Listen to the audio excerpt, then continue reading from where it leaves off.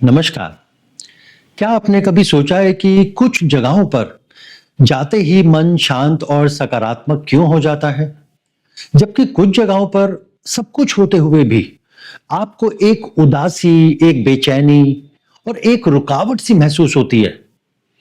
देखिए, हम अपनी डाइट को सुधारते हैं, फिटनेस पर भी काम करते हैं, करियर को बेहतर बनाने में समय लगाते हैं, लेकिन हम उन स्थानों के बारे में क्यों नहीं सोचते कि हमें उन्हें भी हेल्दी रखना चाहिए, पॉजिटिव रखना चाहिए, जहां हम अपना ज्यादातर समय बिताते हैं। बस इसी जरूरत को पूरा करने के लिए हमें वास्तु को समझना चाहिए। देखिए, वास्तु क्यों समझना चाहिए, इसके पीछे कई सारे कारण हैं। देखिए, वास्तु शास्त्र का सीधे सरल शब्दों में मीनिंग है कि साइंस ऑफ आर्किटेक्चर, यानी निर्माण का विज्ञान। लेकिन यह केवल घर बनाने के तरीके तक ही सीमित नहीं है। जैसे हमारा शरीर नेचर के अकॉर्डिंग बैलेंस होने पर स्वस्थ रहता है, ठीक वैसे ही हमारा घर और कार्यस्थल, जहां हम जॉब करते हैं, बिजनेस करते हैं, वो भी संतुलित होना चाहिए। देखिए, वास्तु एक एनर्जी के फ्लो को समझने की साइंस है, जिसे हमें सीखना है और जिसमें हम यह सीखते हैं कि हमारा घर या जमीन कितनी दिशाओं में बटी होती है, किस दिशा की कैसी एनर्जी होती है, घर की अलग अलग दिशाओं के लिए कौन से रंग शुभ होते हैं, कौन से अशुभ होते हैं, और कौन सा कक्ष यानी कमरा घर के किस मेंबर के लिए शुभ होता है, और कौन सी दिशा पैसे को बढ़ाने में मदद कर सकती है।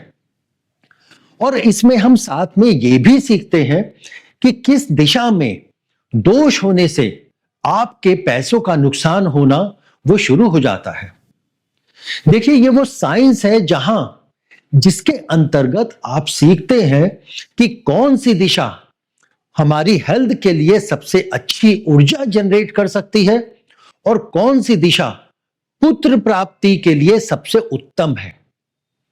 देखिए, वास्तु कोई अंधविश्वास नहीं है, बल्कि ये एक प्रकृति की जो अदृश्य शक्तियां होती हैं, और हमारे वातावरण जहां हम रहते हैं, कार्य करते हैं और अपना ज्यादा समय बिताते हैं, उन दोनों के बीच एक पॉजिटिव एनर्जी के माध्यम से एक रिलेशन को बनाने का और समझाने का एक विज्ञान है, एक तरीका है।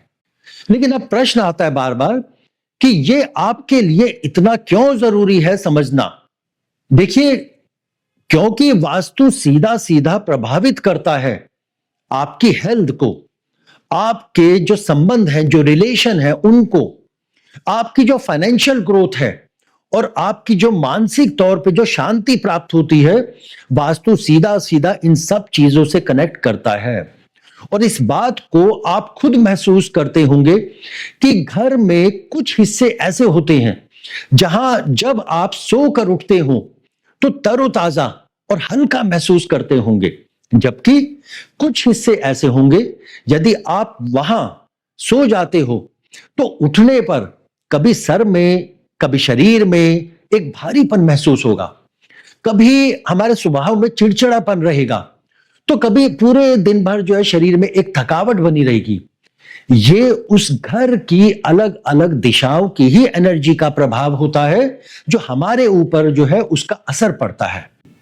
देखिए, वास्तु का उद्देश्य केवल घर सजाना नहीं है, बल्कि ऐसा माहौल बनाना है जो आपकी लाइफ की बेस्ट पोटेंशियल को बाहर लेके आए, आपको वो ग्रोथ दे जो आपको मिलनी चाहिए, जिसके आप हकदार हैं।